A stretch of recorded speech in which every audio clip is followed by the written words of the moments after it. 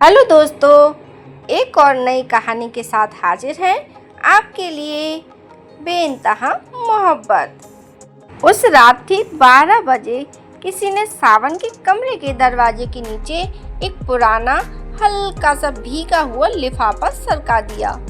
बाहर मूसलाधार बारिश हो रही थी।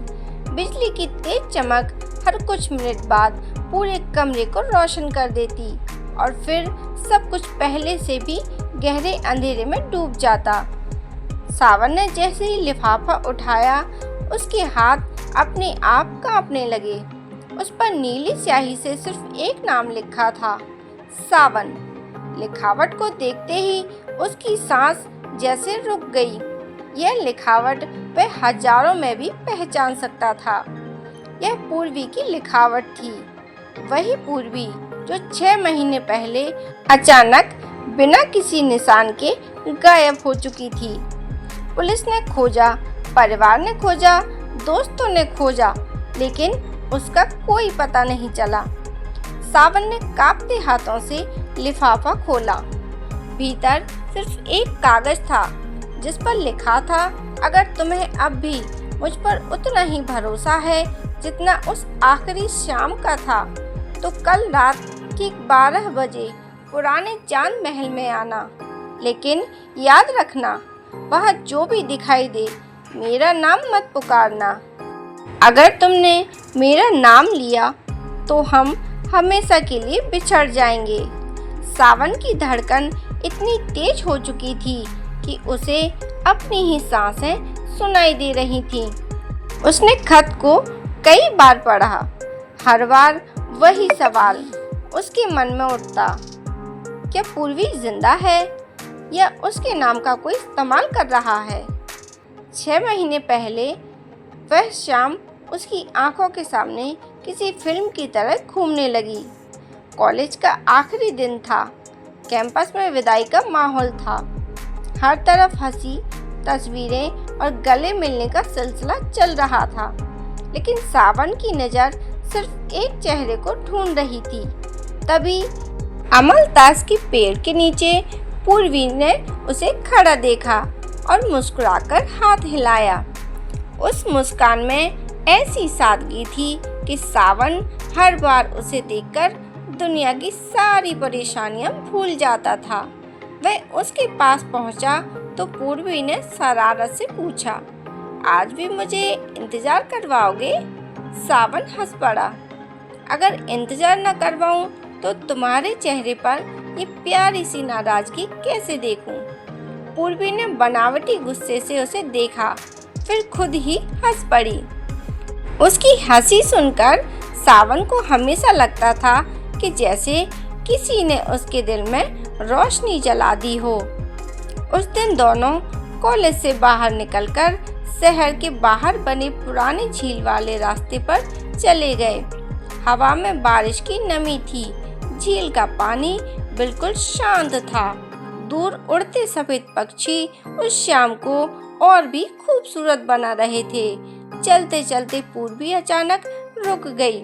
उसने झील की ओर देखते हुए धीमे से कहा, सावन, अगर किसी दिन मैं अचानक तुम्हारी जिंदगी से चली जाऊं तो?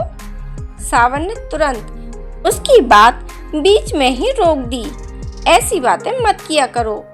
लेकिन अगर सच में? पूर्वी ने फिर से कहा। सावन उसकी आंखों में देखते हुए बोला, तो मैं पूरी दुनिया छान मारूंगा, लेकिन तुम्हें ढूंढकर वापस ले आऊंगा। पूर्वी कुछ पल तक उसे देखती रही। उसकी आंखों में हल्की सी नमी उतर आई। उसने मुस्कुराने की कोशिश की, लेकिन वह मुस्कान पहले जैसी नहीं थी। समय के साथ उनका रिश्ता और गहरा होता गया। दोनों ने कभी अपने प्यार का इजहार नहीं किया, लेकिन हर छोटी बात में उनका प्रेम छलकता था। सावन को पता था कि पूर्वी को ठंडी शामों में अदरक वाली चाय पसंद है, इसलिए वह बिना पूछे उसके लिए चाय ले आता। पूर्वी जानती थी कि सावन तनाव में हो तो चुप हो जाता है, इसलिए वह बिना कोई सवाल किए बस उसके पास बैठ जाती। कई बार दोनों घंटों तक कुछ नहीं बोलते थे। फिर भी उन्हें लगता था कि सारी बातें हो चुकी हैं। एक रविवार की शाम शहर में अचानक तेज बारिश शुरू हो गई। दोनों एक पुराने बस स्टॉप की छत के नीचे खड़े थे। बारिश की बूंदें हवा के साथ अंदर तक चली आती थीं। पूर्वी के बाल भीगकर उसके चेहरे पर आ गए थे। उसने उन्हें हटाने की कोशिश की, लेकिन हवा बार बार उन्हें वापस ले आती। सावन ने मुस्कुराकर कहा, रुको। उसने बहुत धीरे से उसके चेहरे पर आई एक लट कान के पीछे कर दी।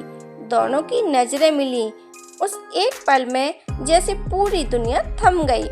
पूर्वी की धड़कनें तेज थीं और सावन पहली बार इतना करीब होकर भी कुछ कह नहीं पा रहा था। पूर्वी ने मुस्कुराकर धीरे से पूछा, इतना देखते क्यों हो?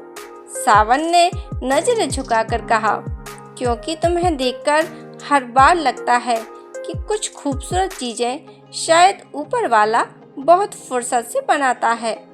यह सुनते ही पूर्वी के गाल हल्के गुलाबी हो गए। उसने धीरे से उसका हाथ पकड़ लिया। दोनों कुछ पल तक यूं ही खड़े रहे। बाहर बारिश थी और भीतर दो दिलों में एक अनकही मोहब्बत, जिसे दोनों महसूस करते थे, लेकिन शब्दों में बांधने की हिम्मत किसी में नहीं थी। लेकिन उसी रात जब सावन ने पूर्वी को उसके घर छोड़ा, तो जाते जाते पूर्वी ने पीछे मुड़कर उसे बहुत देर तक देखा। उसकी आंखों में जैसे कोई राज छिपा था। उसने बस इतना कहा, अगर कभी मैं तुम्हें किसी अजीब जगह बुलाऊं तो आओगे? सावन मुस्कुराया, तुम जहां बुलाओगी मैं वहां जरूर आऊंगा। पूर्वी ने धीमे से कहा, वादा? सावन ने अपना हाथ उसकी ओर बढ़ाया।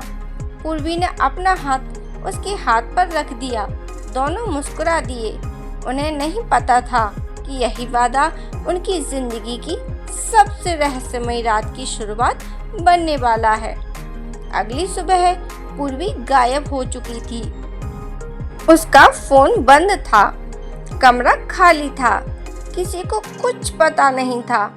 और अब पूरे 6 महीने बाद उसके नाम का यह रहस्यमय खत सावन के हाथ में था। सावन ने घड़ी की ओर देखा। रात के 11:55 हो चुके थे।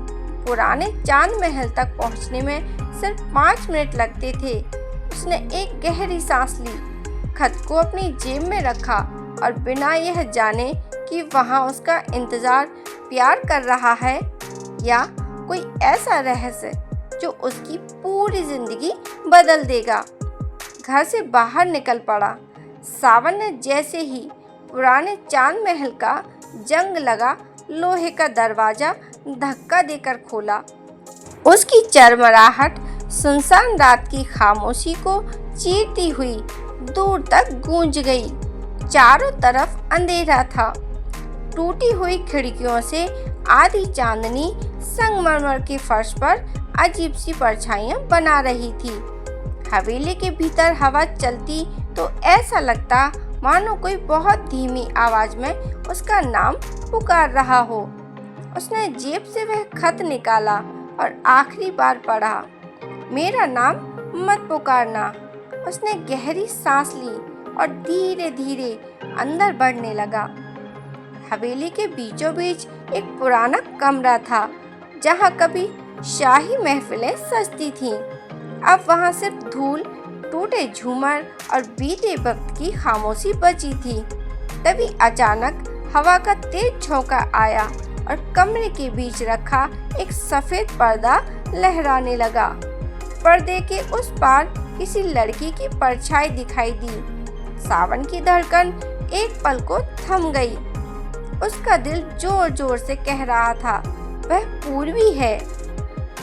और वह एक कदम आगे बढ़ा, लेकिन खत की आखिरी पंक्ति याद आते ही रुक गया। उसके होंठ भीज गए। उसका मन बार बार चाहता था कि वह जोर से पुकारे, पूर्वी, लेकिन उसने खुद को रोक लिया। परछाई धीरे धीरे आगे बढ़ी।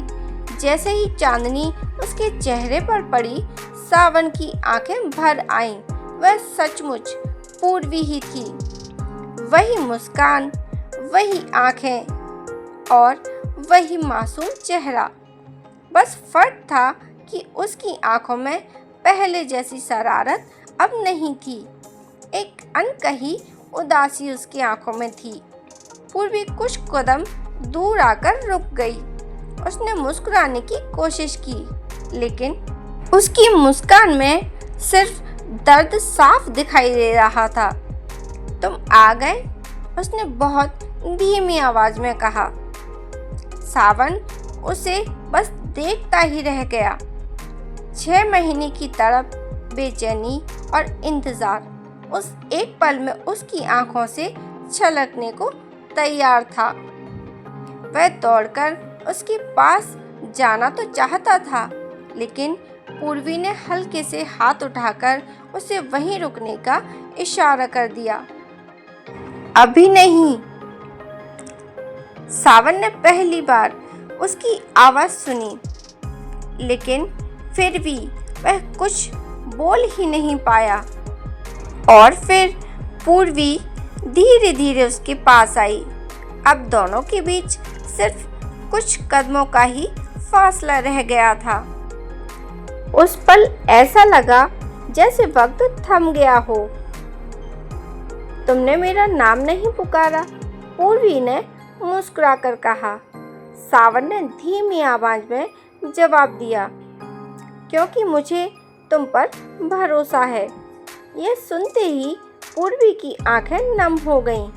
काश हर रिश्ता भरोसे से इतना ही मजबूत होता। कुछ पल दोनों बस एक दूसरे को सिर्फ देखते रहे। इतने महीनों बाद भी उनके बीच की खामोशी वैसी ही थी, लेकिन इस बार उसमें अधूरापन नहीं, एक गहरी तड़प थी। सावन ने धीरे से पूछा, तुम गई कहाँ थी? पूर्वी ने तुरंत जवाब नहीं दिया। उसने हवेली की टूटी हुई खिड़की से बाहर चमकते चांद की ओर देखा और बोली, हर सवाल का जवाब आज नहीं मिल सकता, लेकिन इतना जान लो कि मैं तुम्हें छोड़कर कभी नहीं गई थी। सावन तो कुछ समझ ही नहीं पाया। फिर पूर्वी ने उसकी ओर देखा। कुछ मजबूरियां ऐसी होती हैं जिन्हें चाहकर भी बताया ही नहीं जा सकता। सावन ने उसकी आंखों में झांका। वहाँ झूठ नहीं था, बस था तो सिर्फ दर्द। उसने धीरे धीरे अपना हाथ आगे बढ़ाया। इस बार पूर्वी ने उसे नहीं रोका। तो दोस्तों, आगे की कहानी हम अगली वीडियो में बताएंगे, भाग 2 में। अगर आपको मेरी कहानी अच्छी लगी हो तो मेरी वीडियो को लाइक करें, शेयर करें और ऐसी ही इंटरेस्टिंग कहानियों के लिए मेरे चैनल को सब्सक्राइब करें और बेल आइकन को प्रेस करके रखें, जिससे जब भी वीडियो अपलोड हो तो आप तक नोटिफिकेशन सबसे पहले पहुंच सके। मेरी वीडियो देखने के लिए आप सभी का बहुत बहुत धन्यवाद।